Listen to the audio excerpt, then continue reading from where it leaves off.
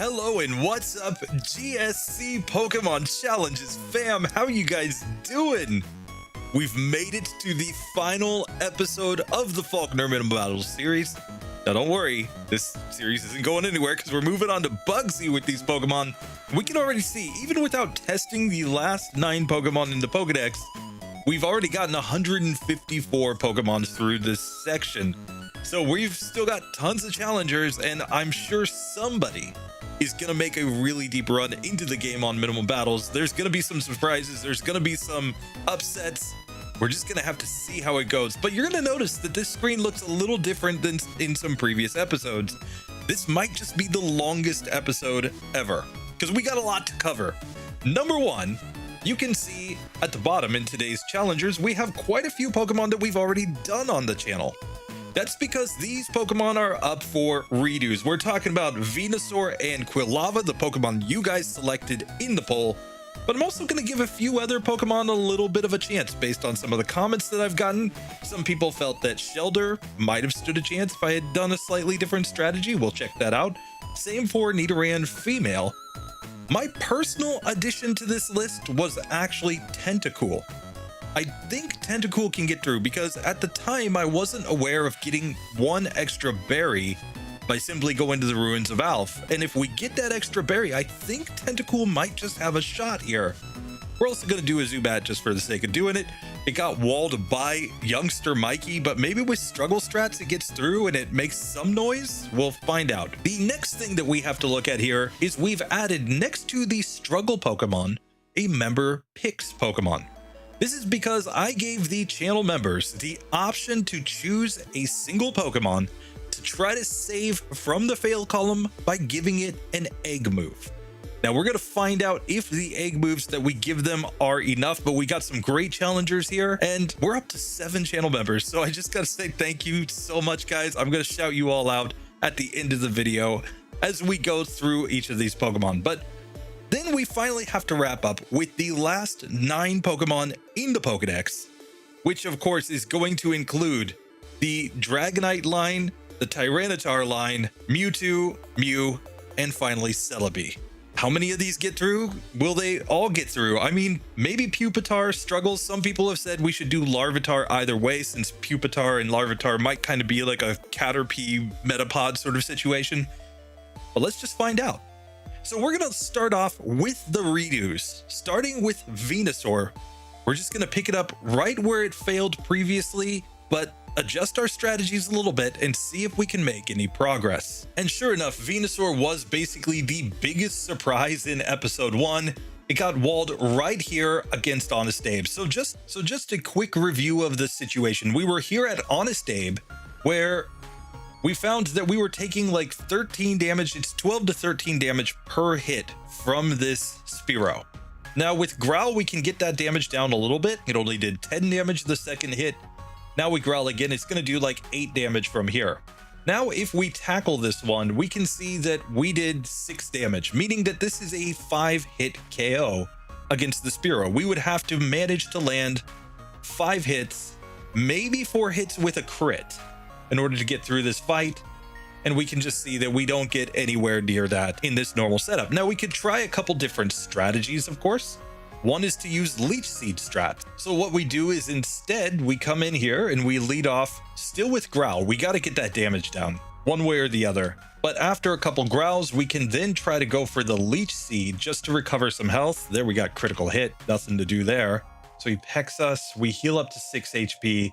So the Leech Seed just doesn't get us through there. So basically what we can see is Growl combinations with Leech Seed, they just really do nothing for us in this fight. We're not going to survive long enough to take down this Spearow that's 3 levels higher than us.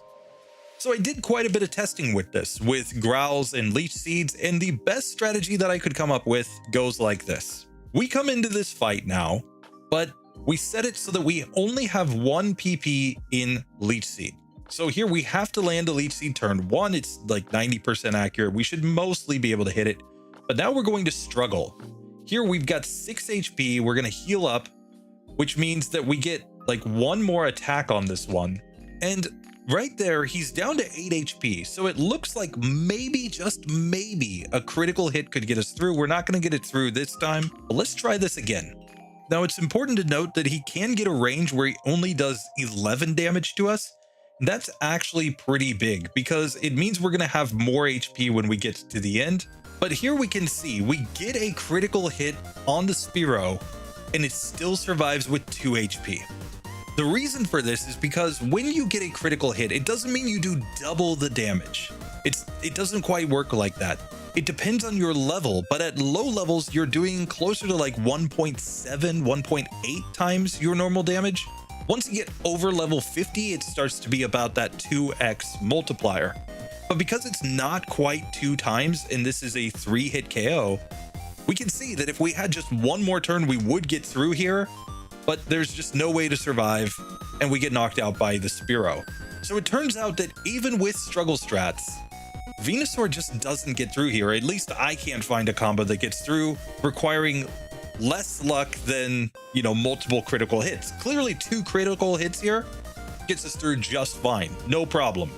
But we've got to be able to survive enough turns. And just for the sake of completion, let's just look at one where we just go all in on struggle. So here he does 12 damage there to us. We did 7 damage to him. So at 7 damage, he should be a 4-hit KO. So here with just struggle, typically we're going to get 3 hits off on him. And yet again, we've got 1 HP there, but we're going to just knock ourselves out with struggle recoil at this point. So even if we had gotten a critical hit to knock him out, and maybe it would work, maybe the range would be fine, we don't have enough HP left over because of how much damage his peck does. That's the reason why we had to use the Leech Seed, and even then it just doesn't quite get us there. So either way, with struggle strats, it just doesn't seem that Venusaur can actually win this fight. It gets pretty darn close, but just not enough. So unfortunately, the Venusaur line remains in the fail column. So with Venusaur back in the fail column, it's time to move on to our next redo, which is Nidoran Female. So the entire issue for Nidoran Female, of course, Nidoran Male got through just fine here, is that it only knows Tackle and Growl. So the only way that we're going to get through this fight is if we use enough Growls in order to get a range where we get more turns. Let's look at the base fight first. So if we just come in and we try to go all in on attack here, Peck did 8 damage to us, which we can kind of do the math. The next hit's going to get us down to 10 HP, which means that we're going to then use our berry. We'll heal up to 20 HP approximately. And then it's going to be from there a 3-hit KO to knock us out. So we're going to get 4 chances to hit him here. Now we can see we did 4 damage. 4 damage means that this is a 7-hit KO range on the Spearow. Maybe it's less than that with a critical hit. Maybe we can get it in 6 hits, but we would need to somehow get more turns. Clearly, first attempt with the standard just all-in attack strat does not have any hope of working here as we get knocked out. So let's try this again with some growl strats. So what we're going to do is, instead of just going all in on attack, we're going to growl first. There, with 1 growl, we now get him down to doing 5 damage. A second growl, he's still going to do 5 damage here, but the third growl gets him down to doing 3 damage. Now we have 18 HP remaining, which means he's going to knock us out in 6 hits. So this also doesn't quite work in this situation. Even if we get the critical hit, we're just not getting enough turns. We might need 1 more turn to knock him out from 4 HP, and it just doesn't work out. You see, specifically what we can find is that there is a range that can happen where the Spearow only does 7 damage to us with its first attack, leaving us with 19 HP. What that means is that after we use 2 more growls, so that he's down to 3 damage per turn, he can get us down to 9 HP before we heal up with our berry, and with 19 HP, we should be able to get 6 hits on him. At that point, we still clearly need a critical hit, but this might just be theoretically possible to get through this fight. It's not going to be easy because this range to get 19 HP remaining here is not very common. It seems that it's maybe 20 or 30% to happen. We'd have to run a damage calculator, but one way or the other, it's not a common or frequent occurrence adding that together with the critical hit, it might just be too luck-based to get through. So I'm going to grind this quite a few times just to see if I can get it. But if I can't, then we're just going to have to declare Nidoran female as another Pokemon that just doesn't get through. So here we did get the critical hit on the Spearow. So if it doesn't crit us, I think we have a chance. He's down to 3 HP. And there we finally go. It took 36 resets in order to get through that fight with this strategy. It is possible, but it requires quite a bit of luck when you think about it. Not only the critical hit, but also to get the exact range that you need from that Spearow in order to make it work. Fortunately, in a lot of these resets, we can just see that we got down to 18 HP and auto reset right there. So it doesn't take a massive amount of time, about 11.5 minutes to get to this point. But we have allowed Nidoran female to progress and gotten access to Scratch.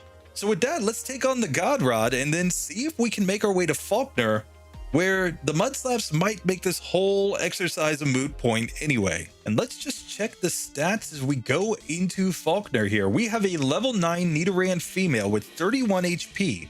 The moveset is Scratch, Growl, and Tackle. We've got 16 attack, 17 defense, 15 special attack, 15 special defense, and 15 speed.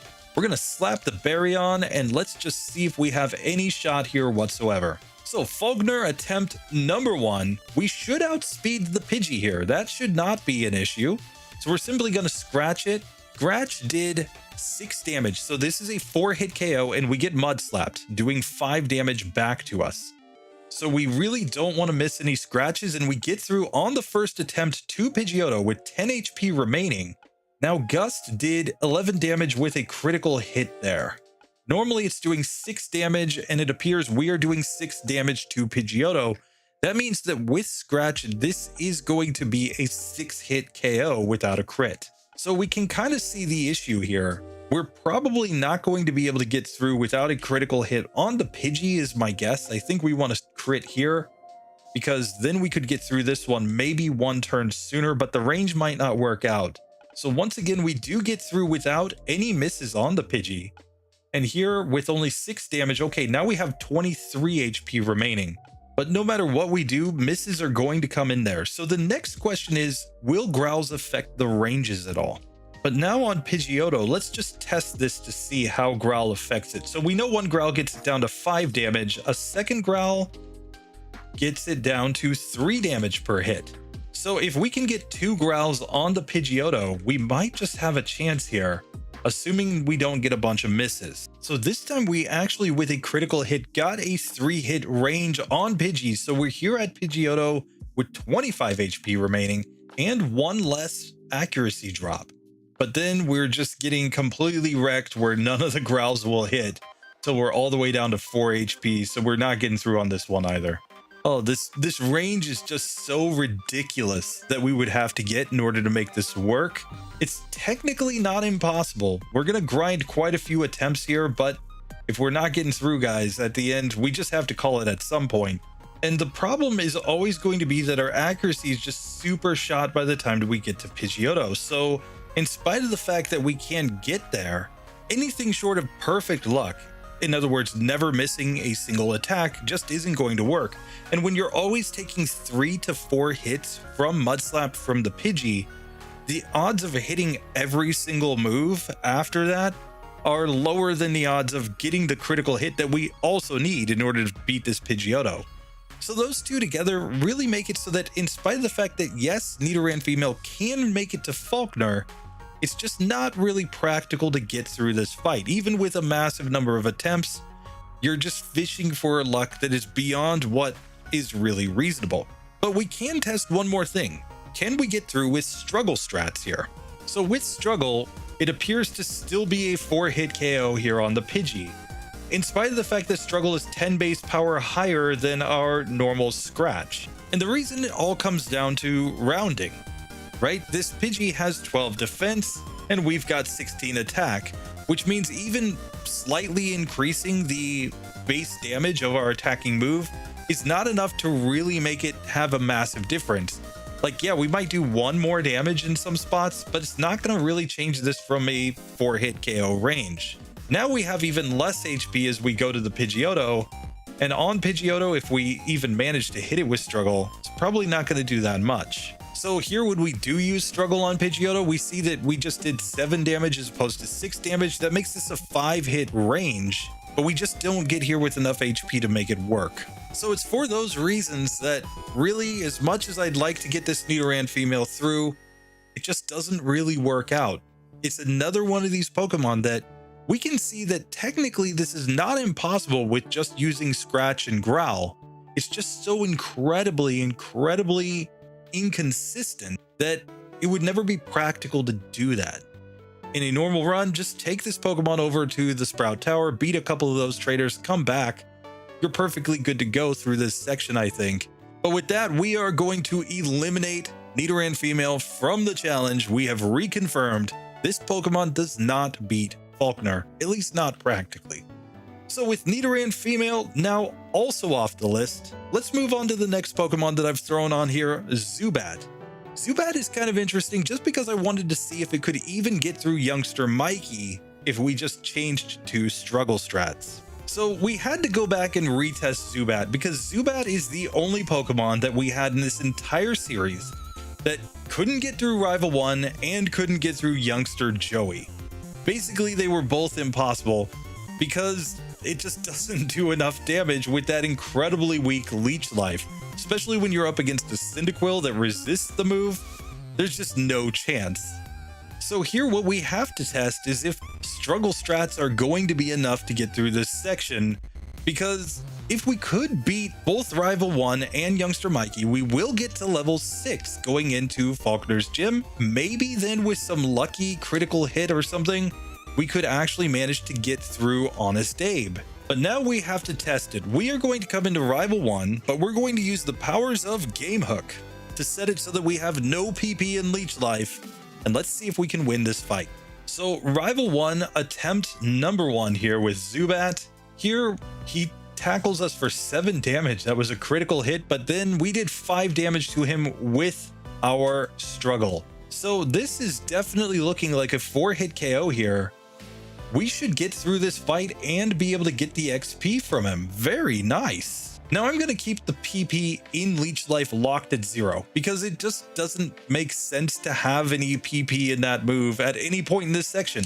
But what we can say for sure is if we're ever getting through with this, it's going to be a struggle Pokemon, and its stats probably aren't quite good enough. But let's try youngster Mikey here. We're still at level 5, but we can, it looks like 2-hit KO the Pidgey. Very nice. Level up to level 6 right there, and we get access to Supersonic. So now we have a move to use, so we can't just use struggle strats here. But the Rattata does become confused there. We want it to hit itself in confusion a lot of times. Yes, he snaps out of confusion, but let's keep this going. Yes, hit yourself. One more hit on yourself, please. Oh, and he tackles us and knocks us out. Oh, youngster Mikey, this beast. And there we go. 4 attempts on youngster Mikey. We do finally get him to knock himself out. And this is where this gets really interesting, because in theory, we can confuse the Spearow and then struggle it down with a Baryon. It might just work, but we would need to use up all of our PP in Supersonic except 1 as we go into this fight.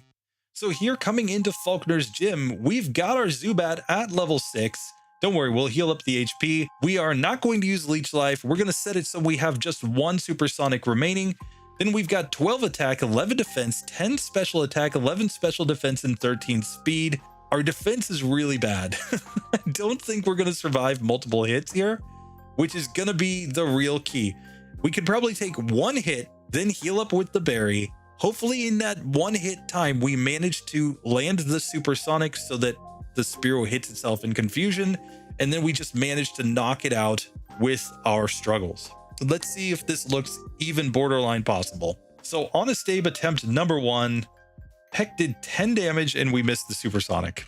So here we do land Supersonic, and let's see, he damaged himself for 8 damage. So that would be a 4-hit KO if he just has to hit himself every turn. I think we need him to at least hit himself in confusion 3 times. So it's a little easier luck than it was with the Rattata.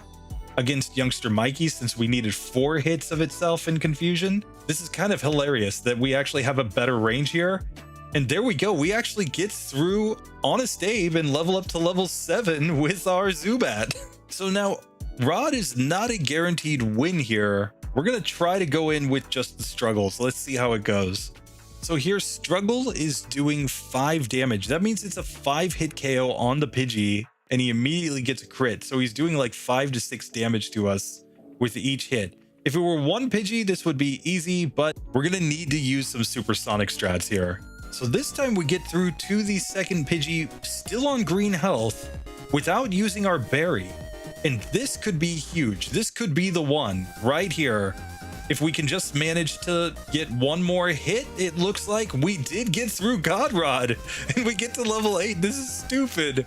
Come on. Oh, Zubat, you legend. Oh, we have made it to Falkner with Zubat now. Let's check the stats. At level 8, we have 27 HP. We're coming in here. We're going to start off going for the struggle strats. Keep in mind, level 8 is a damage rounding threshold. We will do just a little extra damage now with our struggles as we go in. We now have 14 attack, 13 defense, 12 special attack, 14 special defense, and 16 in speed. Oh, this is ridiculous. I don't even care if we beat Falkner at this point. This is just great. Let's take on Falkner here. So round 1 against Falkner, we're just going all in on struggle.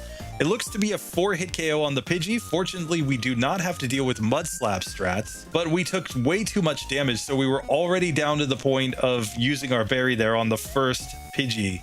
So here against Pidgeotto, it did like 8 damage there with Gust, and we did 5 damage to it. So it is going to be a 7-hit KO range on the Pidgeotto. So here's what I think we need to do. I think we need a pretty ridiculous confusion range with Supersonic on Pidgey. And then what we need to do is manage to get to Pidgeotto and still ideally have a Supersonic left over. If we can get a Supersonic on the first Pidgey, get it to hit itself maybe 4 times in confusion, and then get to Pidgeotto and confuse it, we might just have a shot here. So I'm going to give myself 5 PP in Supersonic and see if this works. So here we are at attempt number 100 on Falkner. And we can just see that even with this strategy, even with the reduced amount of PP, we're just running out of PP in Supersonic. I've had a few reasonable attempts at Falkner's Pidgeotto, but really in the end, this just doesn't work. I mean, it can work eventually. Don't get me wrong. If you reset 1,000+ times here, you're probably getting through at some point. But it's not nearly consistent enough. If we're eliminating a Pokemon like Nidoran female just before because it was too inconsistent here, 100 resets on Falkner, trying it with normal strats, trying it with this kind of reduced PP to try to get to struggle, it's just not working. We had exactly 1 attempt where we could have gotten the luck if we just gotten 1 more time where that Pidgeotto hit itself in confusion, but that's just not consistent enough. So Zubat, to no somebody's surprise, I think, fails here, but with struggle strats, it does actually manage to get to Falkner, which is kind of hilarious. So yeah, I'm glad to be done with this one, but hey, we gave it a good shot. So popping back to our list, the next Pokemon on the list is in a kind of similar boat, and that is Tentacool. Tentacool, unfortunately, had one major issue, a major problem for me, something that I didn't really pay attention to, was that I could get extra berries. But at this point, enough time has passed that I could just go back to the trees on the way to Cherry Grove and on the way to Violet City and just get extra berries anyway. So let's just do that and see if we can find a way through Falkner. So we're picking up right here next to Falkner, but what I have done is simply given a berry to our Tentacool. We've already covered that it would be perfectly reasonable to do so, so let's see how the Falkner fight goes. So the main key here, of course, is that we have Supersonic, but we also know Poison Sting. So I think we just need a run where we confuse this Pidgey and get it poisoned to maybe have a decent chance of getting through. Now we are going to get Mud Slapped here, something that we weren't dealing with when we were doing the whole Zubat run previously. but maybe the fact that we can get some poison chip damage will be enough here. Fast forward to attempt number 4, where we poisoned and confused the Pidgey. We didn't take a single mud slap. So now we're 2 Falkner's Pidgeotto with no accuracy drops on full health with the berry. This might be the one. And we just couldn't keep him confused and we couldn't get poisoned, so we get knocked out. So attempt number 9, another time that we got through the Pidgey without taking any damage whatsoever. And we're back to Pidgeotto. We confuse it right there on turn 1. It hits itself in confusion. And because we've got this kind of speed tie going, this might just work. We're going to heal up with the berry. We've got it poisoned. It snaps out of confusion, but there we go. Only 9 attempts and we get Tentacool through Falkner on minimum battles. No struggle strats required. And it all comes down to the fact that this early on in my journey into Crystal, I didn't know all the berries that were available. I didn't know I could just wait 24 hours and get another berry. These are things that you guys in the comments have taught me going through this challenge. And this is kind of awesome. We've gotten another Pokemon through Falkner and not even having to do any sort of struggle strat shenanigans to make it work. I'm having so much fun with this. This is so ridiculous. So now going back to our results so far, 155 Pokemon have now gotten through Falkner. And it's kind of exciting that one Pokemon that failed previously was able to get through with a legit strat, and it just came down to having a berry. I don't think that came up in any other cases, but if you find one in one of the old videos, let me know. I'm always willing to come back and retest things. So now with that being done, let's move on to one that I've gotten a lot of comments about, the Shellder run. I had one guy comment, and I'm paraphrasing here, he's like, dude, you used 6 withdraws in the attempt before you went to struggle, and then you only used 3 withdraws after that. You're not even trying. Let's break this one down, what the ranges are and how it actually works, and why I only had 3 withdraws left when I went back and tried struggle strats. So the key with this Pokemon is when we use stat boosting or stat dropping moves, whether we're buffing ourselves, debuffing our opponent, it all comes down to, are we getting additional turns by doing that? For example, if we can use 1 growl on an opponent and it turns them from having, maybe a 5-hit KO range on us to a 6-hit KO range, well then we may have just bought ourselves an extra turn in order to knock them out. But that's what we have to consider every time we use these moves like withdraw or growl or leer, whatever it is are we getting the opponent down in fewer turns, or are we gaining extra turns in order to knock them out by doing so? So in the case of Shellder, let's just look at the situation as we come into Falkner for the first attempt.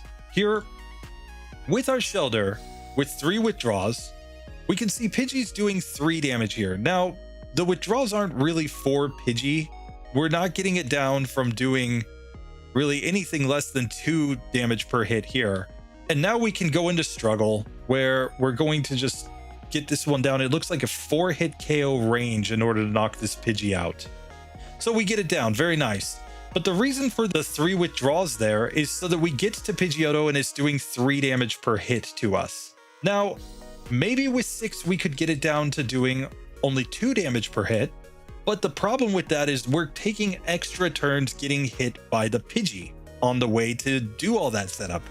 So let's test it out. Let's just find out if 6 withdraws somehow makes this one a better run. So we're coming in now to Falkner with 6 withdraws on our Shellder. So this time we even get a miss from the Pidgey, so we're getting an even better range on this one as we set up our 6 withdraws. Now we can see that with 6 withdraws, we have to use the berry right here, and he's just doing 2 damage per hit to us. We can never get him down lower than that. And struggle, of course, means we're also taking 1 damage per turn, so we've only got 9 HP. We get 11 HP after the level up going to Pidgeotto. Now Pidgeotto is doing 2 damage per hit to us, and we get a critical hit turn 1. But we can see that it still basically was going to knock us out. It was doing 2 damage per hit. It's even with the critical hit there, we only had it down to about half health. So with a crit, with all of the withdrawals set up, this one just doesn't really work. The only other question is there a fewer number of withdrawals that can get Pidgeotto down to doing 2 damage per hit? Because if that exists, well, then we might have a slightly better range where we can get 1 or 2 extra turns here. So let's test out 4 and 5 just to see if they work, or is it only 6 that gets the Pidgeotto down to 2 damage per hit? So here we have 4 withdraws this time, and ideally we would get the Pidgey to miss once. That would be the absolute best case scenario. And the good news here is we did get a miss, so we finished the Pidgey with 12 HP. That's 3 more than we had previously, and we level up to level 8. But now against Pidgeotto, it is doing 2 damage per hit to us. The question is, do we get anywhere closer to knocking this one out? And sure enough, we do not. And we can see yet again, it's still got 8 HP remaining. That's a quarter of its health. So 1 critical hit is not going to be enough to get Shellder through this fight.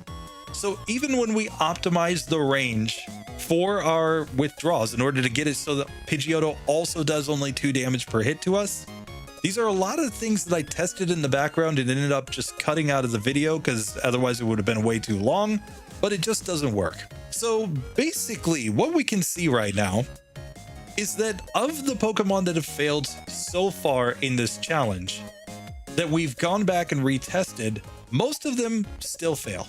The closest one that got maybe a decent chance was actually that Zubat, just because it could have gotten through on one of those about 100 attempts. The Nidoran female, again, it would just be insanely luck-based. It's basically the same reason that we've eliminated Pokemon like Flareon and Pokemon like Quilava so far, is because of the fact that with the accuracy drops, while technically possible, it's just so inconsistent that it doesn't make any sense. But really the only one that deserved the redo and got through on the redo was Tentacool. It needed just that extra little boost, and it was finally able to win this fight. But now we have to check one more Pokemon all the way back from episode 1, Quilava. So last time when I came in here, the problem was this. I was too obsessed as a Gen 1 player with using Smokescreen. My brain as a Gen 1 player was like, accuracy strats, they work, kind of. So I just kept spamming Smokescreen over and over again. The problem is that Falkner's AI is set where he's just going to use Mud Slap with that Pidgey, and he's always getting the accuracy drop on us as well. So by the time we get through that Pidgey, we just never have enough accuracy to do anything against Falkner when we just sit there and try to set up Smokescreens. It could be that 1 or 2 is helpful in the right spot, but we're not going to go quite as hard on those strategies. Let's see if it works out better here. So Falkner attempt number 1. Here's what I'm going to try first. I'm going to try a Leer strat. So let's just Leer at this Pidgey. We're taking 5 damage there, and it looks to be a 3-hit KO with Tackle. But we do land all the tackles, so we do get through and get to level 10. Now I'm going to Smokescreen Pidgeotto a couple times because I do want to lower its accuracy. There we do get a Gust Mist. We land the Leer, and it's looking like we did 9 damage there. So this is a 4-hit KO range against Pidgeotto. And we're both missing a lot because we both have lowered accuracy, but he's only doing 6 damage per hit against us. So I do think this is possible. We just need a better range. If we had gotten 1 more hit there, we would have beaten Falkner on the first attempt. So here we leered the Pidgey, but we also used 1 Smokescreen on it. It missed 2 Mud Slaps in a row, and we got a critical hit. So we have only 1 accuracy drop going into Pidgeotto. Now let's go ahead and give a Smokescreen to the Pidgeotto as well. I'm going to Leer it, ideally a couple of times here. I think this is the way to go. He's only doing 5 or 6 damage per hit. We get a heal with the berry right there. We missed. Now we hit. I think 1 more hit will win this. And there it is. Just like that, Quilava. It took a few attempts on Falkner, but even at level 9 on minimum battles, it was possible to beat Falkner with a Quilava. So the real Moral of the story is that when I came to Gen 2 initially as a primarily Gen 1 player, I just massively overestimated how good accuracy strats would be. In fact, I don't think we got a single Pokemon through Falkner where I tried to use accuracy strats on him at the same time that he was using Mud Slap on me. In this case, one smokescreen on that Pidgey, some good luck to get a couple misses plus a Leer, and then a critical hit. So we got our one critical hit in this one.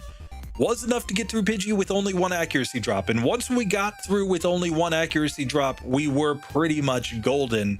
But actually it was pretty close. If we had taken one more hit from the Pidgeotto, we would have lost.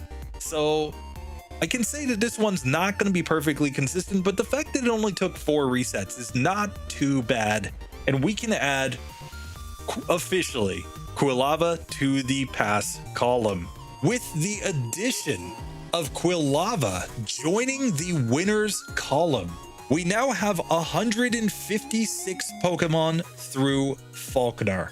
And that's purely just using their normal attacking strategies. We've also gotten 11 Pokemon through with struggle strats, none so far in this episode, but still, it's massive numbers of Pokemon getting through this section, which means the Bugsy section is going to have a ton. Now let's get into today's challengers, and then we'll finish up this episode by doing the member picks with their egg moves. This is gonna be absolutely insane. So first up, let's look at the pseudo legendaries. We're gonna pit Dragonite up against Tyranitar and then run down through their evolutionary lines to see how many of these pseudo legendary Pokemon actually managed to get through Falkner. Let's kick it off with Tyranitar, a Pokemon that I don't know very well, but that I think is pretty strong. So Tyranitar, of course, comes in as a rock dark type Pokemon. Now, I'm not sure what its moveset is going to be as it comes into this, and the rock type does make me a little bit nervous because we're going to be facing some Mud Slap action for sure here, since we're going to resist both Gust and Tackle. That's the only move that Falkner's going to want to use, but maybe our massive stats are okay. We have perfectly solid HP, defense, and special defense. We've got a massive attack stat. It's just that speed that might hold us back here. So I have put Tyranitar into the Totodile Ball. We'll go up against the Chikorita line as we go through this. Now we got to check the moveset. And we're coming in with Bite, Leer, Sandstorm, and Screech. Now, the Leer and Screech are kind of redundant on each other. Obviously, Screech lowers 2 stages and is slightly less accurate, but it's overall going to be the better move if we do need to go for some debuff strats. On the other hand, Sandstorm, since we are rock type, I believe doesn't damage us, it just damages the opponent. And the fact that we're going to have access also to Bite as a same type move, I think this is going to be incredibly easy. Now, the only issue I foresee is that, from my understanding, Dark is special in Gen 2, since there's no physical special split, which means our lower special attack stat is affecting our Bite. So in spite of the fact that it's the same type move, it's not going to be quite as strong. Here, let's just take the berry off of our Tyranitar though and fight against rival number 1. We're going to bite his little Chikorita and he growls and that does nothing, buddy. Gets 2 hit KO'd. Rip. So we're going to come in here and inform the police and Professor Elm that we're basically running Godzilla here and watch their shock. Be like, yes, we can destroy Tokyo. Yes, we can. So coming in here to Falkner's gym with Tyranitar, we are at level 6 with 29 HP, same moveset as before, Bite, Leer, Sandstorm, and Screech. We've got 23 attack, 20 defense, 18 special attack, 18 special defense, and 14 speed. We're not going to be outspeeding too much, but I don't think it's going to matter. Let's go ahead and fight Honest Abe. And this is a good chance to just test out a move in Sandstorm. I've never used it before, but it causes a Sandstorm, which damages our opponent for a little bit of chip damage. Very nice. Now we can just go into our bites. It looks like we've gotten him all the way down to 12 HP here, and Sandstorm then does another 3 damage. So yeah, we can use the Sandstorm in order to just basically chip our opponents down. Maybe even while we're getting hit by some mud slaps, that could be our way of damaging them to prevent ourselves from just getting whittled down while we can't hit them. And here Rod's Pidgeys go down insanely easily, so we can just check the stats as we come into Falkner himself. Level 7, we have Bite, Leer, Sandstorm, and Screech, no change there. 26 attack, 22 defense, 20 special attack, 21 special defense, and 15 speed. And let's try Falkner himself. So here on Falkner attempt number 1, let's just keep things simple. Let's just bite his Pokemon. It's going to be a 2-hit KO there on the Pidgey. We took only 1 Mud Slap there. Here, Pidgeotto does outspeed us, but we did 14 damage. So this is also a 3-hit KO, and we still haven't used the berry. Now we will. We got the bite on him, and we just need 1 more hit. And there we go. On the first attempt, I didn't even have the berry on, but it didn't matter. We managed to beat Falkner on the first attempt with really no difficulty. Yes, we were down to 2 HP. Even with all the accuracy drops, it just didn't matter. We were easily able to get through with Tyranitar. So Tyranitar lives up to its pseudo-legendary billing, in spite of the fact that it didn't outspeed at the end, so it's not like we could go for flinches and things like that. And the fact that we have Bite means that Rival 2 really shouldn't be that hard, I don't think, outside of his Bayleaf, but I think we can find a way through with this massive attack stat, which really means we're just going to be moving on for quite a while without too much difficulty with Tyranitar, I think. I think it's going to make a deep run in this challenge. But with that being said, now let's check out Dragonite, who I believe actually gets dragon moves in this generation that are not fixed damage.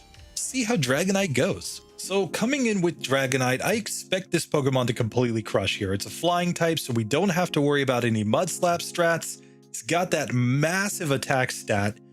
I mean, the stats are almost identical, I think, to Tyranitar, other than the fact that, we've got more speed, and other than the fact that we're slightly less defensive and maybe a little bit more offensive here.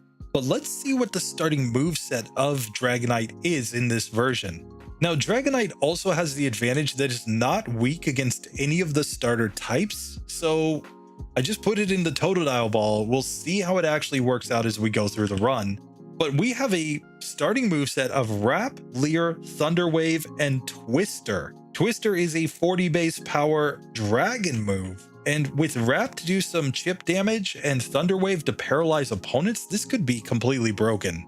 And for those who don't watch the RBY Pokemon Challenges channel, which I can't believe anybody would be watching this who doesn't watch over there, but I am in the middle of doing a little challenge series where I'm giving the dragon type to a bunch of Pokemon that didn't originally have it. We're talking about Pokemon like Gyarados, Charizard. We're giving it to Aerodactyl and Seadra as well.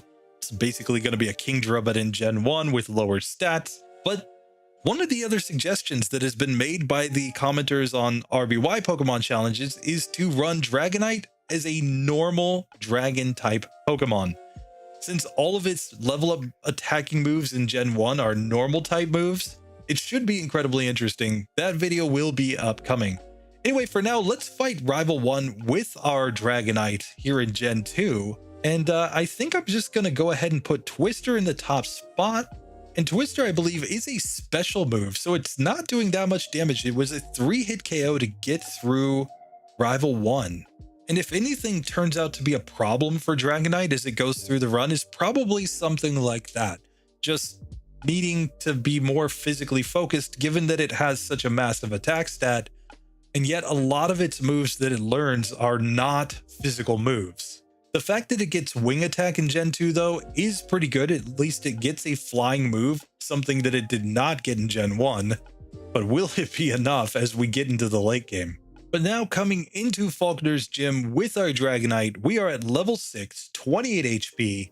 Twister, Leer, Thunder Wave, and Wrap is the moveset. We've got 23 attack, 18 defense, 18 special attack, 18 special defense, and 16 speed, so we are faster than Tyranitar. Let's see how this works. So Honest Abe attempt number 1, I'm just going to spam Twister here. He did 8 damage with his first peck, and it looks like we did 8 damage to him. So this is looking to be a 4-hit KO. With the berry, we're going to win this one every single time. Fortunately, Rod is just as easy as we'd expect him to be, so we can just give the berry and check the stats as we come into Falkner, now at level 7 with our Dragonite. 32 HP, same moveset as before, but now we have 26 attack, 20 defense, 21 special attack, 21 special defense, and 18 speed. And if we level up in the middle of this fight, we should be able to outspeed even the Pidgeotto. Let's see how this goes. So here, Falkner attempt number 1. We're just going to use Twister here on the Pidgey. It's only doing like 3 damage per hit to us, and we knock it out in 3 turns. Now against Pidgeotto, we're going to stick with the same strategy, Twister, and we did 11 damage there. So this is a 3-hit KO range. He's only doing 6 damage per hit with his Gust, so we just missed the range at the end. I'm just going to wrap him to knock him out, but there we go. We get through Falkner incredibly easily with the fully evolved pseudo legendaries. I don't think that's a surprise to anybody. I think we expected these Pokemon to easily crush. The question now becomes, how is Dragonair here? If it doesn't have Twister, if it's just stuck with Leer, Wrap, and Thunder Wave, this could get incredibly interesting. But before that, let's go check Pupitar, who also might have some disadvantages here as a, I believe, rock-type Pokemon, and maybe not having the same stats that it would need in order to do damage. So here with Pupitar as a rock ground Pokemon, we can look at the base stats. And overall, not too bad. 84 attack, we've got 70 in HP defense and special defense. The issues are special attack only being 65 and speed all the way down at 51. So here we have put Pupitar into the Totodile Ball, same as its evolved form, but let's check the moveset. We are coming in with the exact same moveset as we had with Tyranitar, and this makes me feel a little bit more confident. Now the big disadvantage here, of course, is that Bite is no longer a same type move, but I'm going to take the berry off and try Rival 1 as we are right here. So we can see that Bite is quite a bit weaker. It's looking like a 4 or 5 hit range there, but we easily get through Rival 1 thanks to our rock typing. And the rock type should really save us on everything until we get to Falkner, given that we're only going to take like 1 damage per hit. So coming into Falkner's gym with Pupitar, we've got a level 6, 26 HP, Bite, Leer, Sandstorm, and Screech is the moveset. 17 attack, 15 defense, 14 special attack, 15 special defense, and 13 speed. We're going to take on Honest Abe, but I think we get through this one just fine. Let's find out. So Honest Abe, attempt number 1, we're just going to bite him. He did 2 damage with Peck. We did like 6 damage to him with our Bite. So this should be a 5-hit KO. I don't think we have anything to worry about here. And just like that, we easily get through. Let's move on to Rodney, and then we can just take on Falkner himself. So we level up to level 7 here, which is enough to allow us to outspeed the Pidgeys now. We're not going to outspeed Pidgeotto, but that extra turn could be what we need, especially with maybe some flinch luck. But let's just check the stats as we come into the Falkner fight. Now at level 7, we have 29 HP, same moveset as before, but now 19 attack, 17 defense, 16 special attack, 17 special defense, and 14 speed. Let's see if Pupitar can get this done. So on the first attempt against Falkner, I am just going to go all in on attack as I typically do. We get a flinch turn 1 and turn 2, so we get only 1 Mud Slap from the Pidgey as we make our way to Pidgeotto. Now it's doing about 5 damage per hit here, but the Bite is doing decent damage as well. So this one appears to be a 5-hit KO just because we don't quite have the ranges. But we land the final hit with 1 HP remaining. So we beat Falkner on the very first attempt with Pupitar. Pupitar moves on to the next section of the game. And this is kind of ridiculous. So I really like the fact that they kind of stole the idea of, Kakuna and Metapod for something that we would evolve into a pseudo-legendary Pokemon. But Pupitar's stats are just so much better than like a Metapod or a Kakuna that this was never in question. All we would have needed was just better accuracy luck in order to get through Falkner. It wasn't really that hard. And if Larvitar can get to the point of getting access to a move like Sandstorm, just something that it can use to get some chip damage, that one might work out too. We're just gonna have to see. But for now, we have gotten Pupitar through this section. It's time to check out Dragonair. And what moves is it going to know? So Dragonair is arguably the prettiest Pokemon in the history of the franchise. It's just honestly amazing. That sprite, that design, the fact that it goes from like a serpent into Dragonite though just never made any sense to me. Like how does that evolve into that? I don't even know. But it does have really good stats, of course. We're coming in with a very nice 84 in attack. Defense and HP are kind of our weaknesses, but then 70 in everything else. So solid overall. I used to use this Pokemon in the Pika Cup in Pokemon Stadium 1 because it was just kind of overpowered compared to everything else. We have put Dragonair into the Totodile Ball just because it's going to resist everything that any of these starters could throw at us. But let's see how it goes and what its moves are.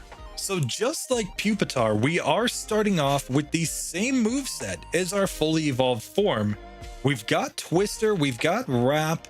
I think this is going to be enough to get through pretty easily. The advantage that we have, of course, is that Twister is still a same type move. And even though our special attack isn't that great, it's obviously going to be much stronger than using Wrap. So I think that's the way to go. So here for Rival 1, we're just going to save the game. I'm not even going to mess with the berry. Let's just go straight into it. So here, the obvious strategy is that we're going to use Twister right away. And our Twister did 6 damage there. So this is a 4-hit KO. He growls, but that doesn't matter. We get a critical hit too. So with only 3 damage taken, we easily defeat Rival number 1. So we're going to tell the police officer how we beat up a kid with our snake and then show it to Professor Elm and he's gonna freak out. Yeah, that's kind of what happens when you whip out your Dragonair there, you know what I'm saying? Oh, this is bad. My channel dead. Nobody ever watch again. So we have made it to Falkner's gym now with our Dragonair. Level 6, 25 HP. Twister, Leer, Thunderwave, and Wrap is the moveset. We've got 17 attack, 14 defense, 15 in everything else. I think this is going to be good enough. Let's try Honest Abe first. So I'm going to lead off just by going all in on attack with Twister. Let's see how much damage it does. Now he did 8 damage to us and we did 7 damage to him. This is a 4-hit KO range though. Now we're going to have to heal up with the berry, but I don't think it's going to matter. Assuming he doesn't crit us here, we are going to win that every single time. Very nice. We can move on to Rod. Rod's always kind of easy. And then let's make our way to Falkner. And as usual, Rod was no threat at all. After doing this series up to this point, it really does feel like they put the trainers in this gym in the wrong order. It should have gone Rod and then been Honest Abe just before you get to Falkner, just because he was so much stronger than Rod was. But we just have to play the game the way that it was made. Maybe somebody makes a ROM hack where they fix that. You know, somebody calls Smith Plays. Anyway, coming into Falkner, we are now at level 7, 27 HP, and we're coming in with 19 attack, 16 defense, 17 in everything else. We will outspeed the Pidgey. Let's just see how this goes. So for Falkner, attempt number 1, let's just go all in on Twister. That did 8 damage, so this is a 3-hit KO on Pidgey.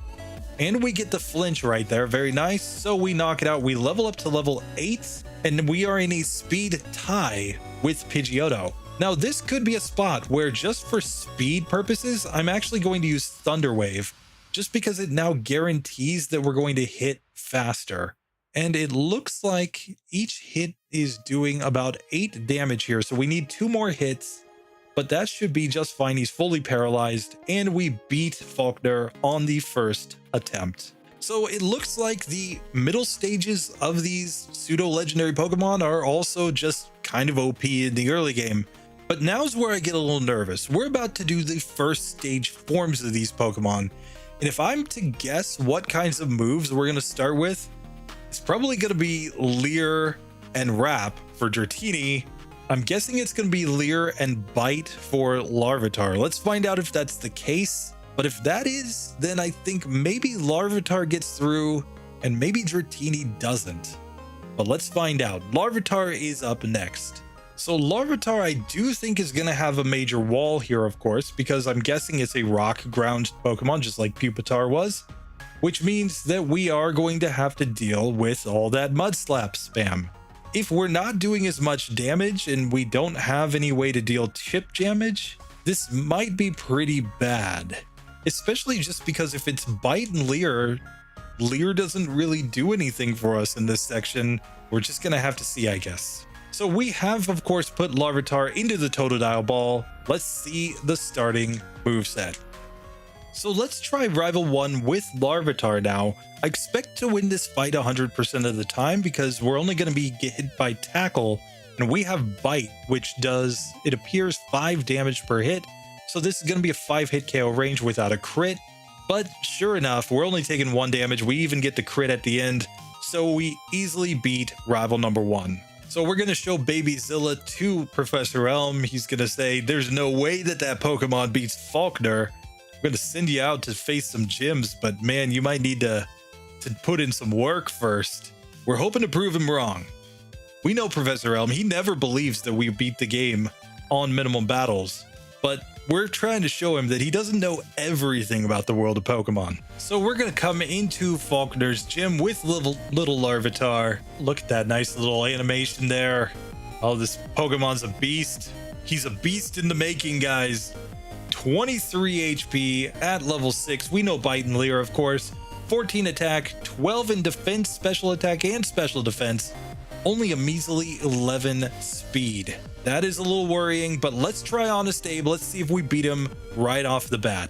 We're just going to go all in on Bite here. Leer doesn't do anything for us in this fight, so the Bite is really the only strategy here. And if this didn't work, we'd have to go struggle, but we obviously get through that one very, very easily. So here coming into Falkner, let's check the stats. Level 7, 26 HP, Bite and Leer is the moveset. We've got 16 attack, 14 defense, 13 special attack, 14 special defense, and 13 speed. We're going to be in a speed tie with the Pidgey. Let's see how this goes. So on attempt number 1, we get the speed advantage on turn 1, but then we get hit by 2 Mud Slaps, 3 Mud Slaps even. We're starting to get the misses. We can see we're taking 5 damage per hit from this Pidgey. And so we barely get through Pidgey on this one. We level up to level 8 and we do learn Sandstorm, which could be useful here. If we can just get to Pidgeotto with decent health, Sandstorm does about 4 damage per turn, which could aid us in getting through, especially if we're missing sometimes. Now it's worth keeping in mind that since this is a speed tie, we can sometimes outspeed and get the flinch on the Pidgey. So that time we only took 2 accuracy drops from the Pidgey. Now we are on to Pidgeotto with still decent HP left over. I'm going to Sandstorm right away to get that chip damage. And it looks like he's doing 7 damage per hit to us. And we don't manage to hit anything, but the Sandstorms themselves got him down to 20 HP there. So if we could get better accuracy luck, this might just be possible, at least with a critical hit. So there we did crit the Pidgey and get a flinch. So we get to the Pidgeotto with 23 HP remaining and without using our berry. And here we managed to land the Bite, and the Sandstorm is enough to take Pidgeotto out. So it wasn't super consistent, but Larvitar does beat Falkner on minimum battles. We get through this section with the unevolved form. Now the question is, can we do the same thing with Dratini? In this case, it was really the fact that we had access to not only Bite, which could flinch if we just managed to get that speed tie flip to go in our favor on the Pidgey, but the fact that we got Sandstorm, a move that does nice chip damage to our opponent, and as long as we get enough turns with that Sandstorm, we can in fact make it work out. The way that that final battle went though was pretty insane. Keep in mind, we got a flinch on the Pidgey, then we got a critical hit with a flinch on the Pidgey, and we won the last speed tie to knock it out with basically no damage going into the Pidgeotto. So we didn't even have accuracy drops there. That's insane. That's not likely to happen very often. but it happened here. So Larvitar, power to you, buddy. Let's move on to the next section. Next up, Dratini. So it is time for Dratini, and I'm 90% sure that our starting moveset is Wrap and Leer. And I'm just not sure that this is going to be anywhere close to enough to get through this section. We got to keep in mind that at least Bite adds in the elements like a flinch, things that could make it easier to get through as long as you can outspeed certain opponents. Here we don't have any of that. We just have Wrap, which is like the worst Gen 2 move. If this were Gen 1 and we could outspeed, maybe use some Thunder Waves, it might be OP, but not in this one. No way. And of course, it is Wrap and Leer. It's the same moveset as we had in Gen 1. And this might just be a candidate for some struggle strats. That might be the only actual logical way of getting through this. So let's just see if Rival 1 turns out to be a wall for this Pokemon. Here we go. So we're leading off with our Dratini. I'm going to Leer him first. He misses a tackle. That was very nice.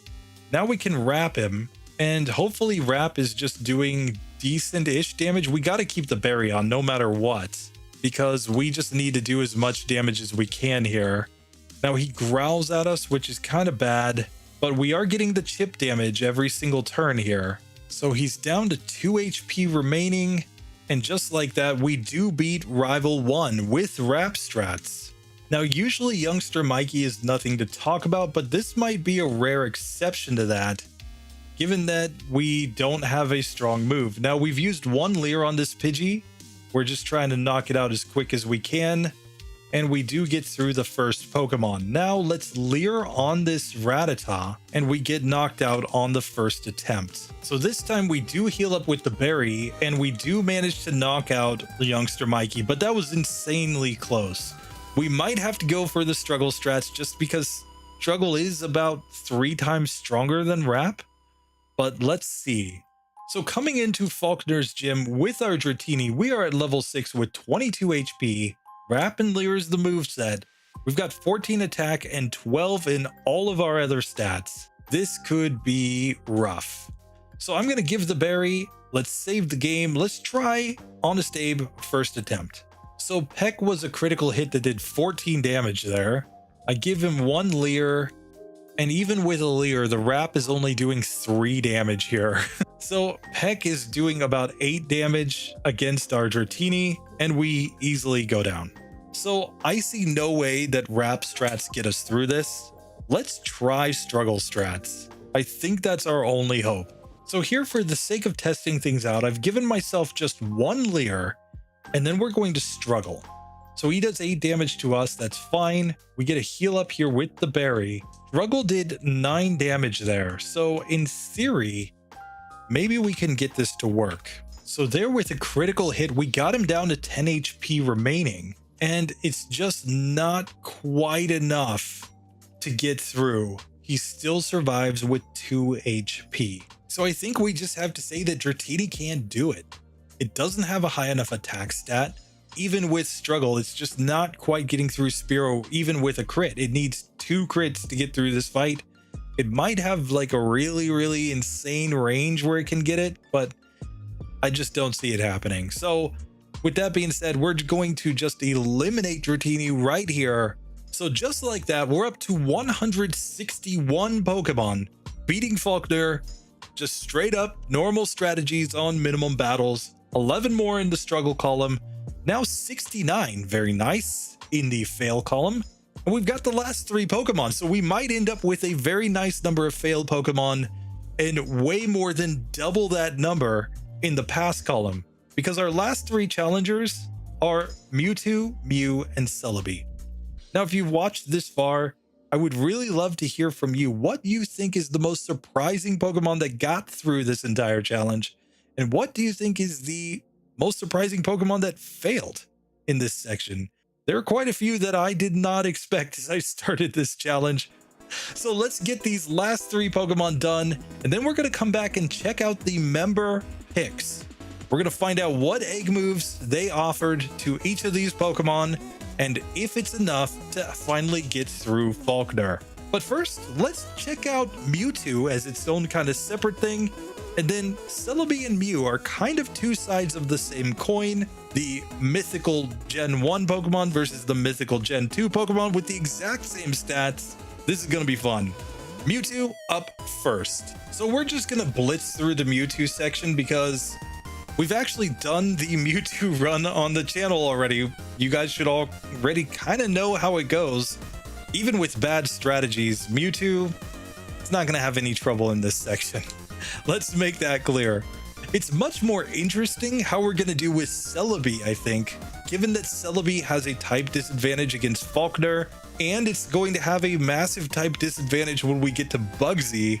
But Mewtwo, even in Gen 2, is still the king of this generation. Number 1 in stats. Like, there's nothing to dislike about this Pokemon. Let's see which ball I put it in.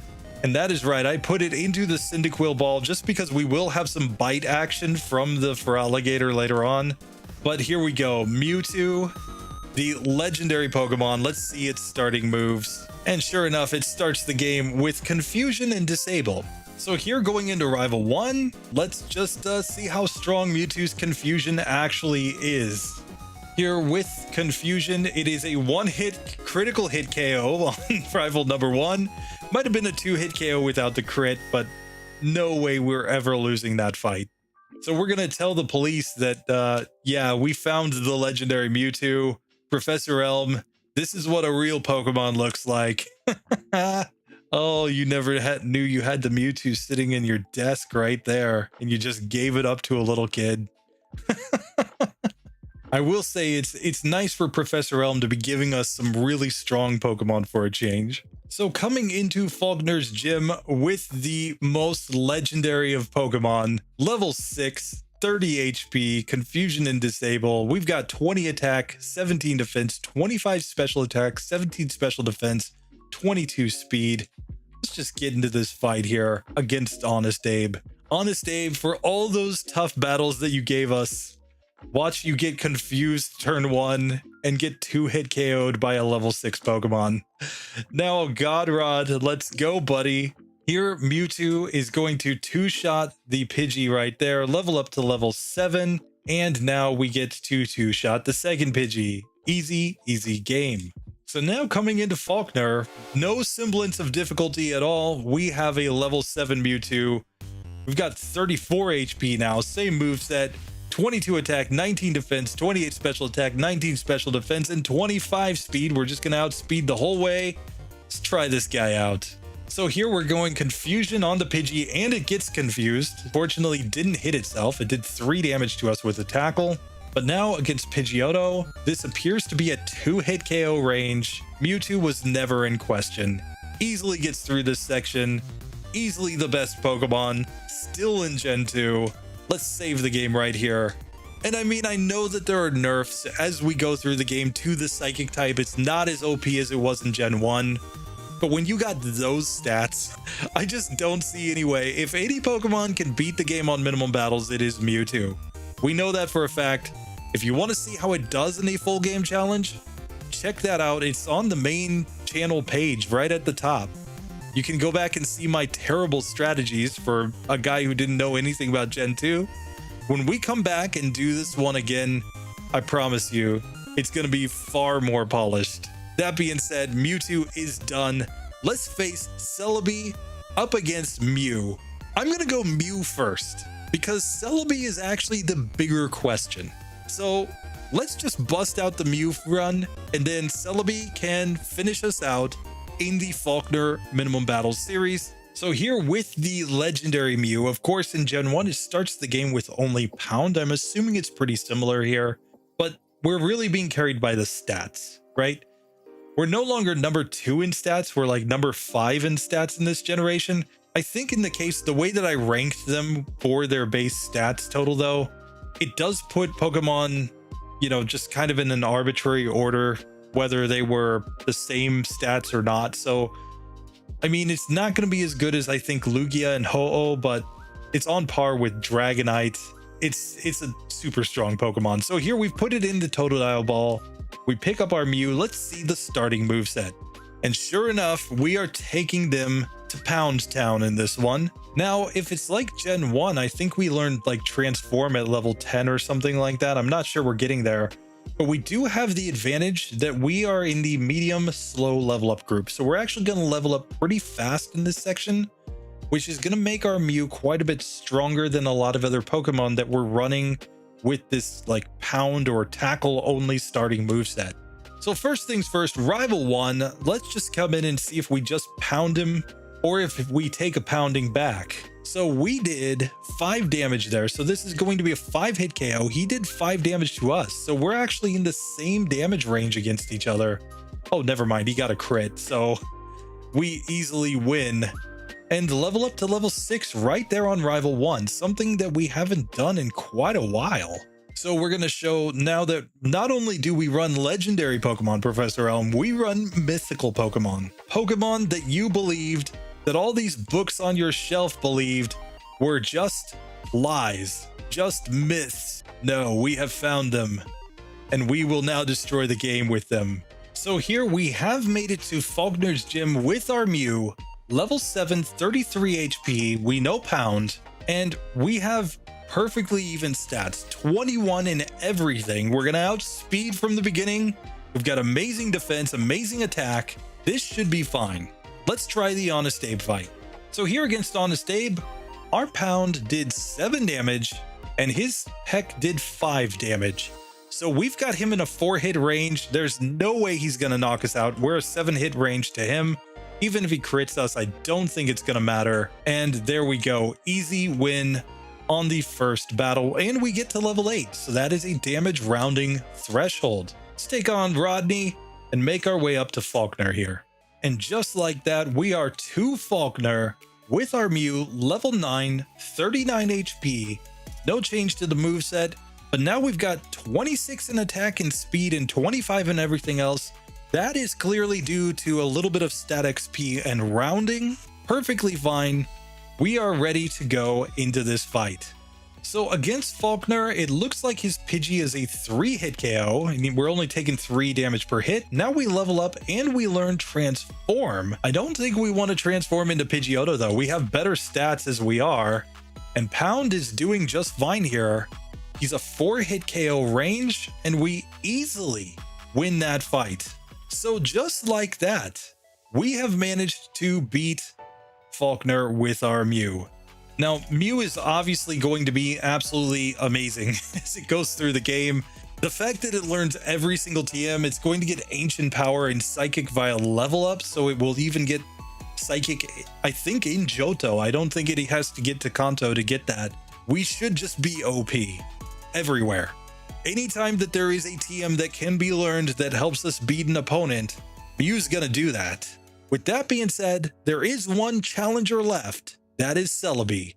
Let's see how it goes. All right, so we do have our Celebi here, and this Pokemon is kind of interesting. Of course, I have already messed with Celebi a little bit because I did the cross-gen challenge, Celebi versus Mew. A Gen 1 Mew versus a Gen 2 Celebi. It was a very interesting race, honestly. But this one might have some struggles. The fact that we are a grass psychic type means that we could run into trouble as soon as the second gym, maybe even the first gym. Let's find out. So Celebi, we do pick it up. Let's see the starting moveset here. Now this starting moveset is kind of insane because we've got Heal Bell for status, we've got Recover for HP, we've got Stab Confusion, and we've got Leech Seed. We've got tons of things, basically tons of ways to heal, plus Stab Confusion. So as long as we're not getting like 1 or 2 hit KO'd by our opponents, we should have pretty decent chances of getting through this section. Keep in mind that while our stats, just like Mew, are just straight 100 across the board, we do have the advantage here that we can heal in battle and we have a same type attacking move to start the game. So first things first, let's just come into the Rival 1 fight where I think the only thing to do is to spam our Confusion the whole way. And look at that, we did 9 damage right off the bat there. He leers at us, it doesn't matter. We easily knock him out in 3 hits and we level up to level 6. But now it's time for our mythical Celebi to come into Falkner's gym with a massive type disadvantage. We're at level 7 with 33 HP, same moveset as before, Confusion, Leaf Seed, Recover, and Heal Bell, and we have 21 in every single stat, exactly the same as Mew. The question is, how much damage do we take from this Spearow? We've got the Berry on, so we will get one heal midway through the battle, but it might turn out not to matter. Let's try Honest Abe. First things first, we're going all in on attack. We outspeed, and we did 12 damage there, and he did 11 damage to us, but we've got 33 HP, so that's kind of fine. And this appears to be a 3-hit KO. So Honest Abe actually wasn't that hard.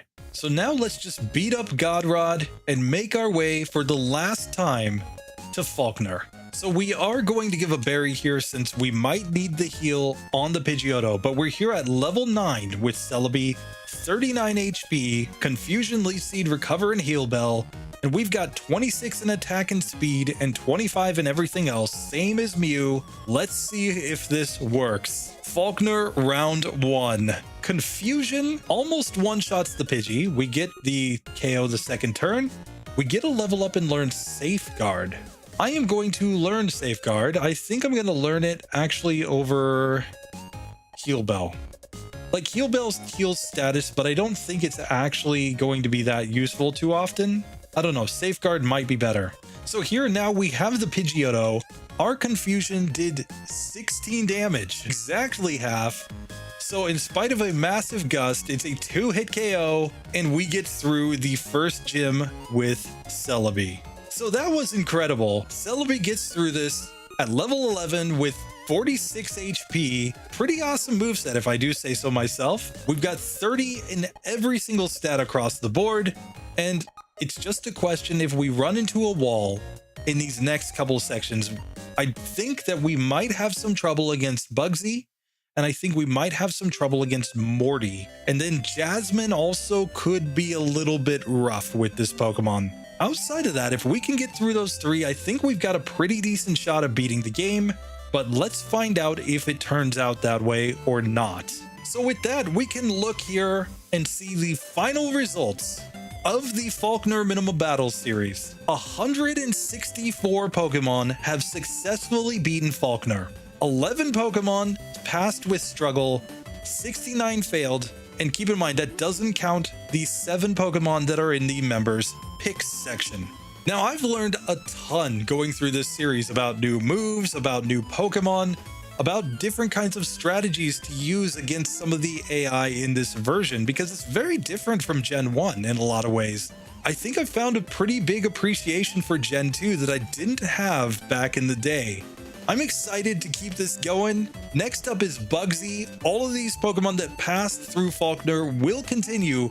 We're going to whittle them down until we get to the best of the best. The Pokemon that beat the entire game, including Red, on Minimum Battles. With that being said, I have to give some love now to the channel members. We can see these 7 Pokemon that were selected by the channel members right here, and I added this in as just a little thank you to them for supporting the channel. If you'd like to support the channel, we're going to do the same thing in the Bugsy section. So if you see a Pokemon that you really love and it fails in that section, join a channel membership and tell me which one you want to save as we get to the end of that. I don't know, we may end up with a ton of channel member picks, but that will just come with the territory. We're going to keep them separated from the true pass Pokemon, of course, because they are not true pass Pokemon with these egg moves. But let's see which moves we get. So we are going to do these channel members in order of seniority, starting with Roy Merkel, the very first channel member here on GSC Pokemon Challenges. Roy Merkel has requested a Vulpix. So here we're going to pick up Roy Merkel's Vulpix, and we're going to give this Pokemon a second lease on life first. Let's just see how it would have done if we had run it legitimately. So first things first, we struggled here on Rival 1 with Vulpix, and it came down to the fact that we couldn't deal enough damage. But let's just see if a burn can eventually get us through this one. So here we've gotten the turn 1 burn on Totodile in the second attempt here. And with a turn 1 burn, this does appear to be a winnable fight, especially with a berry on. This mostly goes back to the fact that in the early episodes, I didn't think that there were enough berries in this section. Now, obviously, I've learned that that's not the case. We can get tons of berries, at least one per trainer easily. So we can just use the berry there and go for burn strats to get through Rival 1. Now, with Rival 1 going down, I don't expect youngster Mikey to be trouble at all. We just one-shot his Pidgey, and we are doing very good damage here against the Rattata. It's a 3-hit KO, but that was an easy win, and we get to level 6. This is massive because in the original run that I did way back in the Vulpix episode, we were running with a level 5 Vulpix against Honest Abe. And it was turning out to just be a 2-hit KO range. He would knock us out in 2 hits. We could heal with the berry, but it just wasn't enough. Now let's test this out at level 6. Now that we can get through Rival 1 without too much difficulty, as long as we just get the turn 1 burn, it might be the same case here on this Spearow. So let's just check the stats. Before we add any egg moves, let's see how far we can actually go with a better strategy. So here at level 6, Hypnopix is coming in with 22 HP, Ember and Tail Whip. We have 11 attack, 11 defense, 12 special attack, 14 special defense, and 14 speed. Let's just try Honest Abe a couple times and see what the ranges look like here. So clearly we want to get a turn 1 burn, but we can see at level 6, we're now a 3-hit range rather than a 2-hit range for this Spearow, which means that we'll get an extra hit before we have to level up. We're doing 6 damage per hit, so this is a 5-hit KO range here against the Spearow though. So even with a critical hit, we would not be getting through this fight normally, just fighting straight up. A burn, however, might just make this one possible without any additional need for an egg move. So here we have burned the Spearow, which reduces its damage quite a bit. It gets a critical hit right there though. Without that crit, I think we won that fight. So another burn there, and this time he does not get the crit, and Hypnopix legit gets through our first opponent in Abe. We also learn Quick Attack via level up, which means we can now just heal up and take on Rod. So here, just before Falkner, Vulpix is now level 8 with 26 HP. It's added Quick Attack to the moveset. And now we have 14 attack, 14 defense, 15 special attack, 18 special defense, and 18 speed. We're going to try to beat Falkner straight up first. But if it doesn't work, that's when the egg move Hypnosis comes in. So here on the first attempt against Falkner, we can see that Ember looks to be a 3-hit KO against this Pidgey without a crit. Now on Pidgeotto, I think we want to Tail Whip it ideally, and we just don't have the ability to land the hits that we need. Now there is a turn 1 critical hit with Ember, so we 2-shot the Pidgey. Now on Pidgeotto, I think we want to use Ember. Ideally, we would get a burn here. It doesn't come in this time, and we end up losing. So here we have landed the burn on Pidgeotto, and we just need to land another hit. Quick Attack does take it down. So funny enough, Hypnopix didn't actually need Hypnosis in order to beat Falkner on Minimum Battles. It just took a little bit better strategy and better understanding of the game than I had when I first did these series. We get through. But in honor of Roy Merkel, we will continue this Pokemon in the next section, and we will keep in mind that if it ever struggles, it is getting access to Hypnosis. So Vulpix is actually another legit Pokemon through Falkner at this point, not even needing an egg move, which is hilarious. And just like that, we are moving Vulpix into the pass column, making it 165 Pokemon that have legitimately beaten Falkner on Minimum Battles. Up next, we have to thank the second longest time channel member, which is Marvelous Racing. Roy and Marvelous have been longtime channel members on RBY Pokemon Challenges as well. I'm glad to get them over here on the right side with GSC Pokemon Challenges. Because, I mean, come on, who watches RBY Pokemon Challenges, right? Anyway, he has requested Elekid with the egg move Cross Chop. Let's see how this goes. So just to review the situation for Elekid without an egg move, here we made it all the way to Falkner. But the fact that we only know Quick Attack and Leer was a little bit too much here. We can go for the Leer right here. We're getting Mud Slapped so that we have very little accuracy. And the real issue is just that Quick Attack's not terribly strong. We already had to use our Berry there. So will Cross Chop be a strong enough move that maybe, just maybe, we can find our way through Falkner? So here with the addition of Cross Chop, let's just see how it goes in this fight. The advantage, of course, is Cross Chop is 100 base power, and it's reasonably accurate, 80%. And Cross Chop means that Pidgey is a 2-hit KO right here.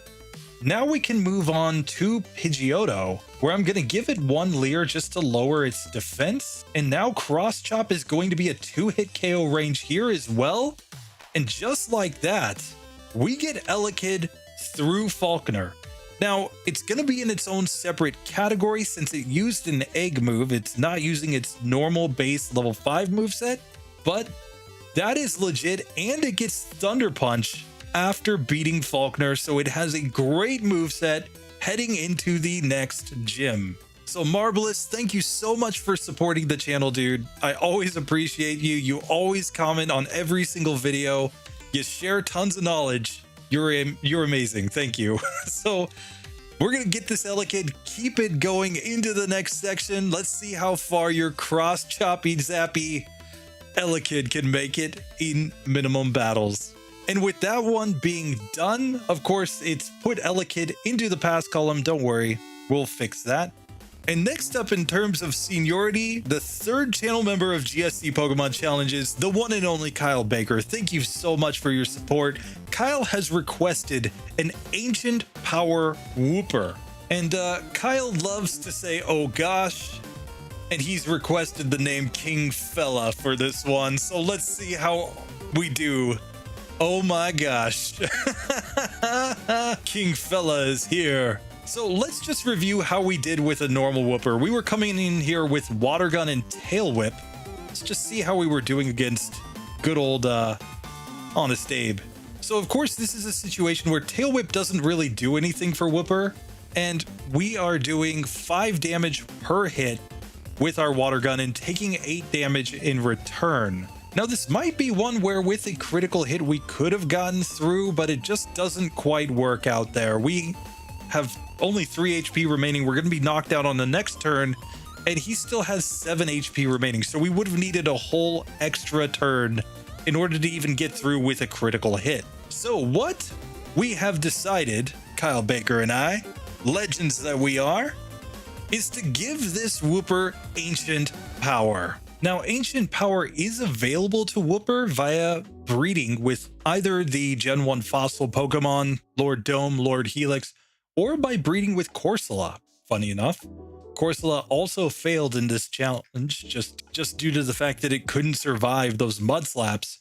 But now with Ancient Power, this might be a situation where we just get through, because while Ancient Power is only 60 base power, it does synergize together with Tail Whip, and it's super effective. So let's try this strategy. So Peck does 8 damage, but Ancient Power did 13 damage there to Spearow. And after the heal, we are going to get an easy win against Honest Abe. Now, obviously, Ancient Power made very quick work out of Rod, so we are to Falkner with our level 8 Wooper with 29 HP, Water Gun, Tail Whip, and the Egg Move Ancient Power. We've got 14 attack, 14 defense, 11 special attack, 11 special defense, and 10 speed. Let's just see how this goes now. So here with Ancient Power, we are going to 2-hit KO the Pidgey. Very nice. And now we move on to Pidgeotto, against whom we still have 3 Ancient Power PP left. And it looks like he's doing 8 damage per hit to us, but with one more hit, we knock him out. And just like that, King Fella is moving on. And obviously King Fella is going to have an advantage when it gets to Bugsy as well, given the fact that Ancient Power is going to be 4 times super effective against that Scyther. It's going to be able to get Mud Slap right here, I believe, so it will have a same type move to use against Rival 2. So Wooper might just be okay until it gets to Bayleaf. Bayleaf is the real question in this next section, but we'll find out. Anyway, Kyle Baker, I'll give you a legendary, oh my gosh, just for you. Thank you so much for supporting the channel, dude. And let's keep running it up. It is time to give some love to the 4th longest term channel member, Nintendo, who has requested a Flareon. Now, this is not going to be any normal Flareon, though. Nintendo has said, since we failed on Falkner due to just not being able to deal enough damage and getting hit a bunch of times, let's review that tape right here. So here, even with the struggle strats, we just weren't doing enough damage. It was still a 3-hit KO range on the Pidgey no matter what we did. And then we already had to use our berry and we're just getting wrecked here by the Pidgeotto. He had a pretty good idea. What if we gave this Flareon access to Flail?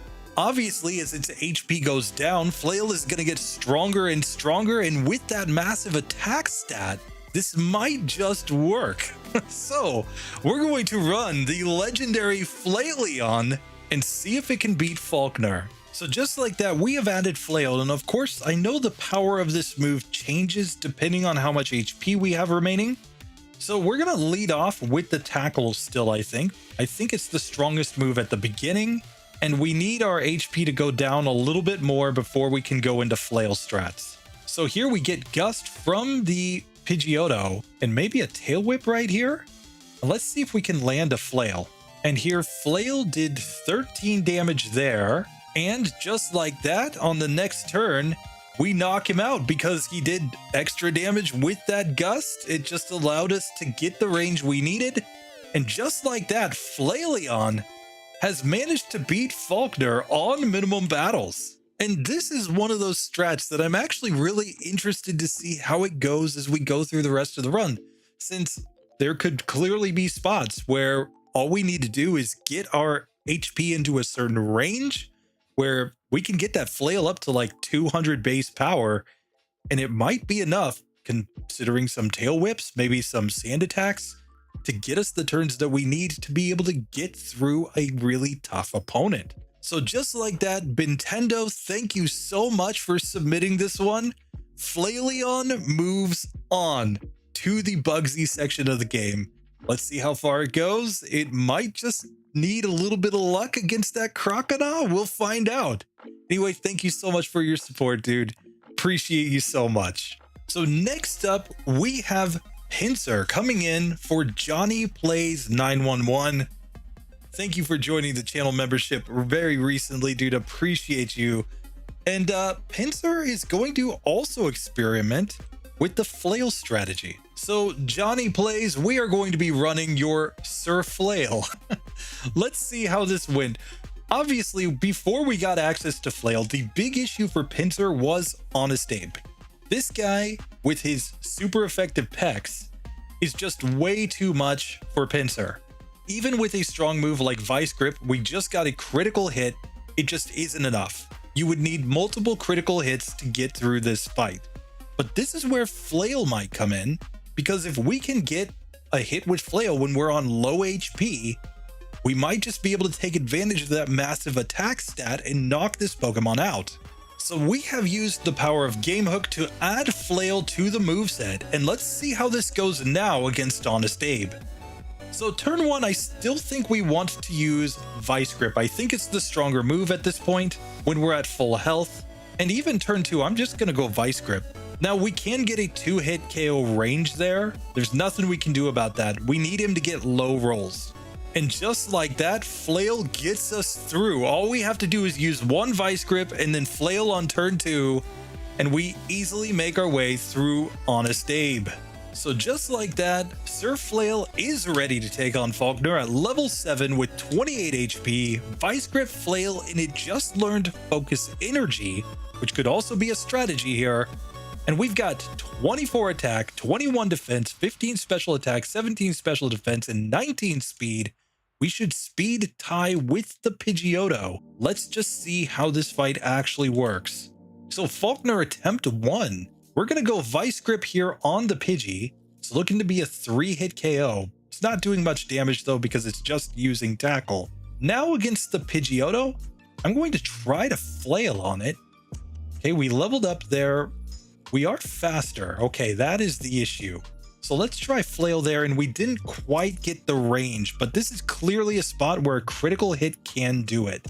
So let's try this again. So this time what I'm going to do, I'm actually going to set up Focus Energy first on the Pidgey, and now go into my Vice Grip spam. It's still going to be a 3-hit KO, but we did get a nice miss from the Pidgey there. We level up, so we outspeed here, and we're going to have to heal with the berry turn 1. Gust gets us down to 14 HP there. And now with 4 HP remaining, let's just go Flail. And just like that, we get through Falkner. And just like that, Johnny, you have gotten Pinsir through.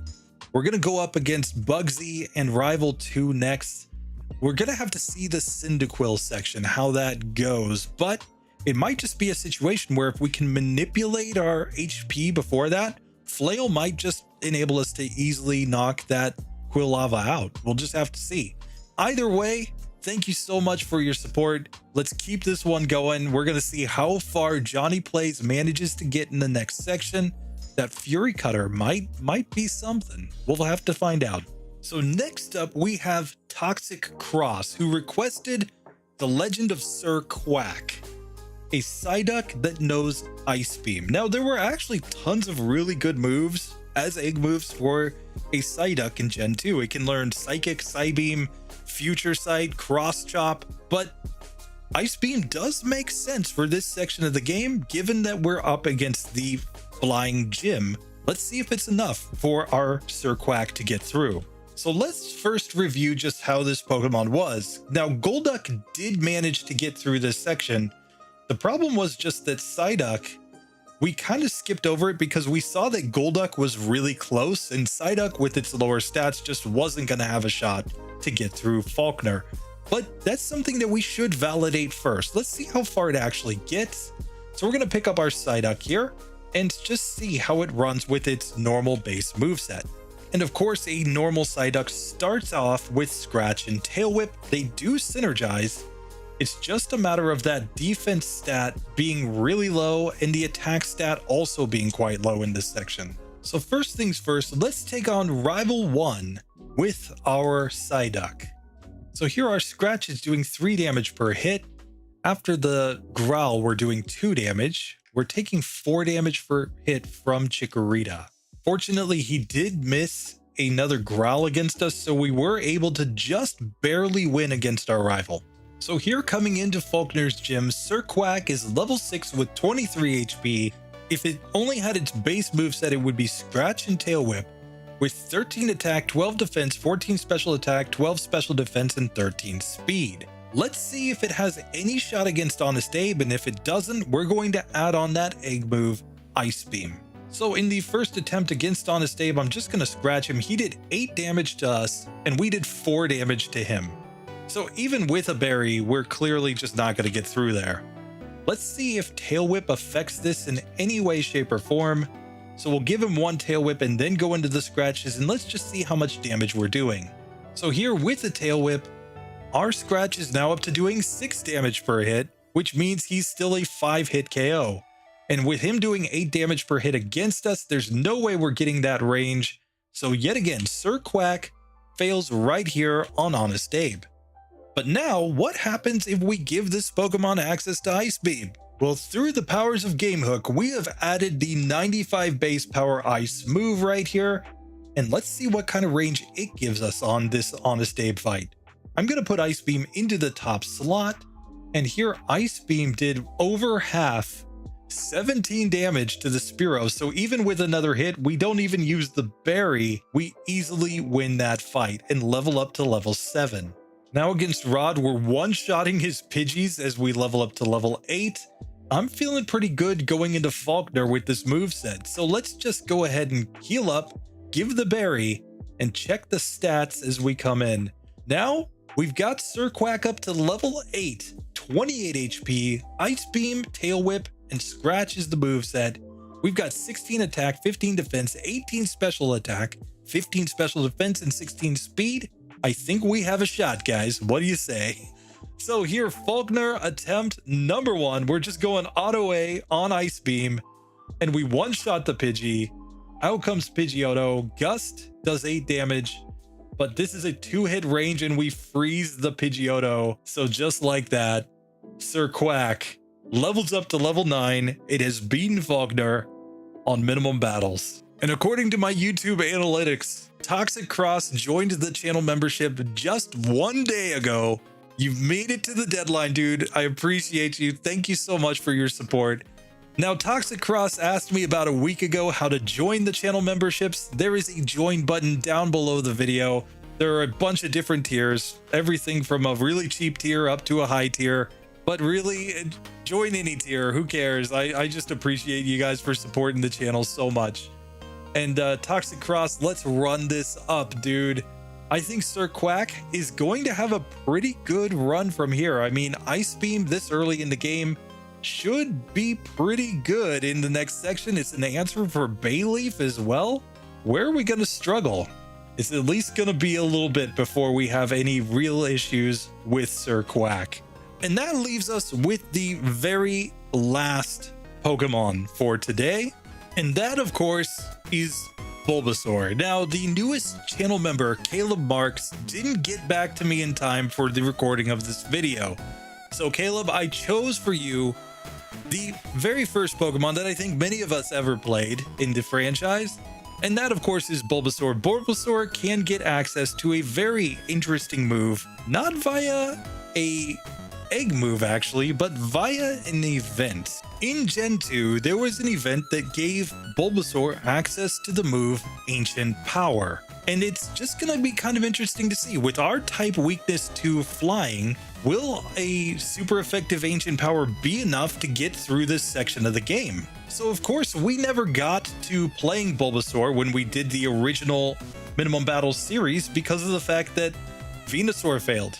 And since Venusaur failed, Ivysaur and Bulbasaur were just automatically eliminated, which is kind of sad because Bulbasaur is one of my favorite Pokemon. It was the first Pokemon that I ever played.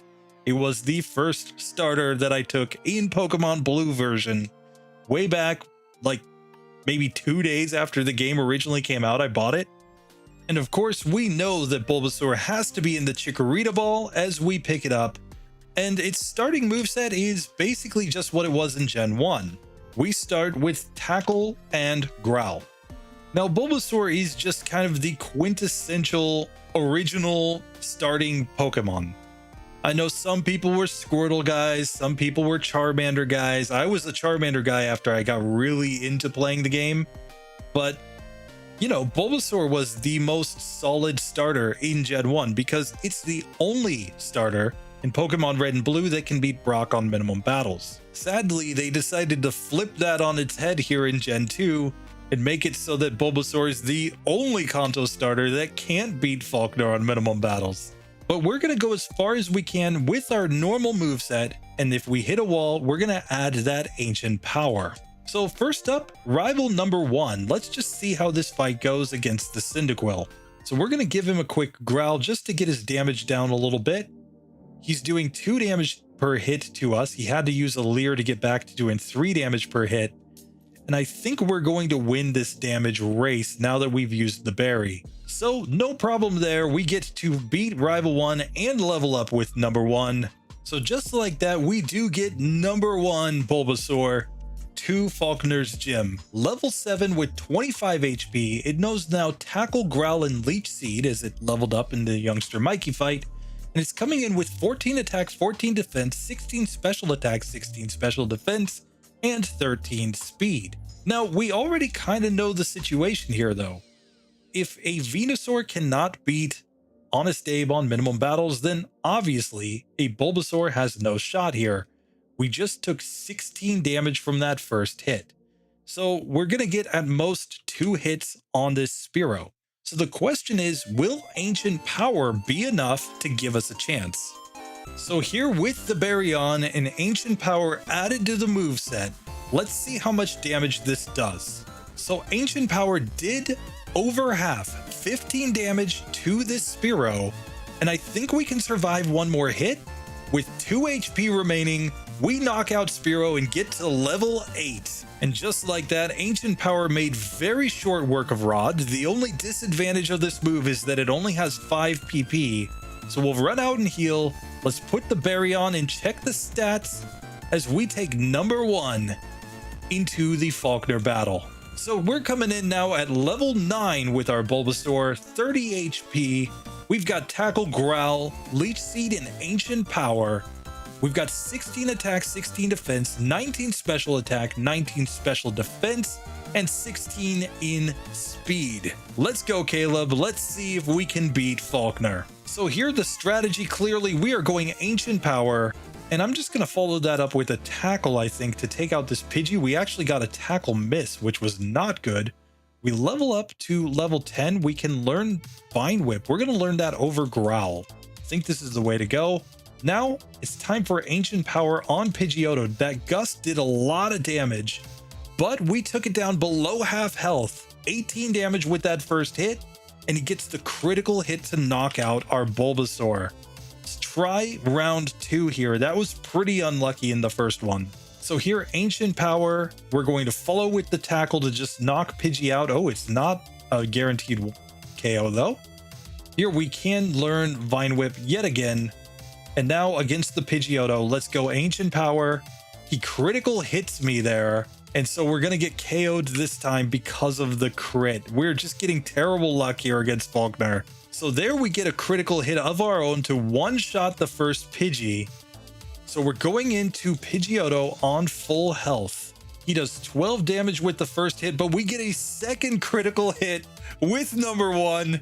There we go. We have beaten Falkner on Minimum Battles with our Ancient Power Bulbasaur. So just like that, Caleb Marks, I put in a Pokemon for you. We got it through. But dude, if you have a different Pokemon that you'd really like to see in the next section, let me know. Drop that in a comment.